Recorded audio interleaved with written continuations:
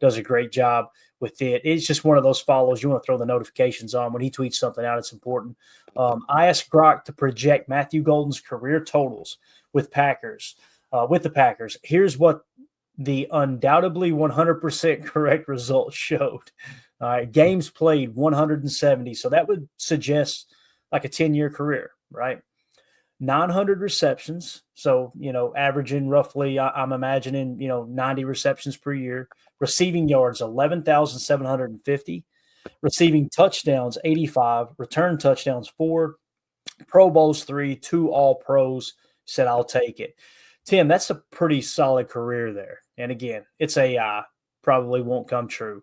But I was kind of looking at those numbers compared to what Jaden Reed's done his first 2 years in the league. Jaden Reed is on pace to do some phenomenal stuff. I think people are really sleeping on him for sure. What do you think, man? This would be a pretty good result here when it comes to Matthew Golden's career, right? Yeah, I would take even half of those AI generated numbers right there. I mean, you're right. He hasn't played a snap yet as a pro, but I think all signs point to Matthew Golden being a stud. It's just a matter of time. We talked about that a little bit last night. Like, he's not going to come in here and light the world on fire right away. But if he does, wow, what an added bonus. Much like we saw out of a guy like Jaden Reed in his rookie year as well.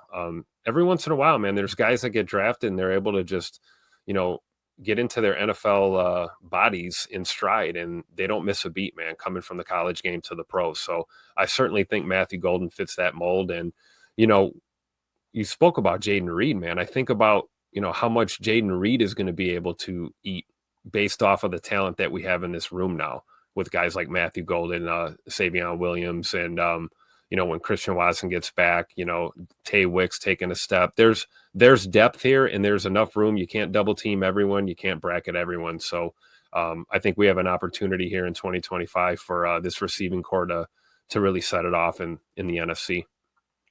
Yeah. And I see here in the chat, Coach Lynn says, ask Grok if Jai is staying in Green Bay. So I just asked it, and it gave me a long-winded answer.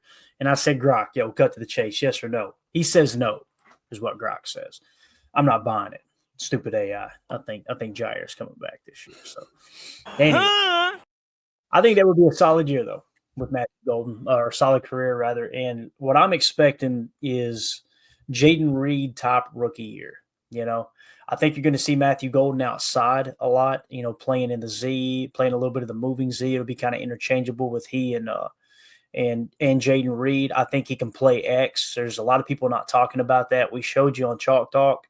Anyone who says he can't play X, they're not watching the college tape. Not watching the tape, yeah. So I think there's a legit shot of him being able to fit into that X as well. It's still there, Tim. I don't know what's going on, man. It's like whatever you just started doing, that's where the static is. So I don't know if you touched something just now or what. We're trying to hammer down a little issue we got here as we move through the show. How's it going now? Yeah, don't hear anything right now. You're good. Okay, it was like you were looking at the keyboard or something. I don't know if you were hitting a key or what. It might be something coming through like that. So yeah. Drew D says Tim got caught text. Tim caught text, and there you go. Let's see here.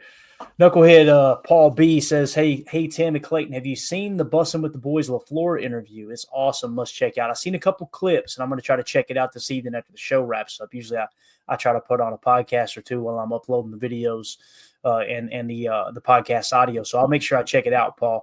It looked like it was put together really, really well. Also, shout out to Bussin' with the Boys. I don't know if you guys seen him. Basically take I'm going to mute you, Tim. We're getting a bad feedback there, but Knucklehead Paul B. I don't know if you've seen Bussin' with the Boys earlier, and Will Compton calling out Ian Rappaport as they broke the news. As you guys know, they're really good friends with George Kittle, and George Kittle got his new deal done today, where it's I think it's roughly 40 years. I think it's like $39 million guaranteed, something like that. I want to say it's $20 million per on average, somewhere around that range. But they broke the news, and Ian Rappaport tweeted it out. As not to say that he broke the news, but he definitely didn't mention Bussin' with the Boys. And then all of a sudden, all of Ian Rappaport's fellow, colleagues at NFL Network and around the NFL insider sphere, they started tweeting it out. and tweeting out their own version of it. And he basically said, Will Compton said, I'm giving you 24 hours to give me credit for this.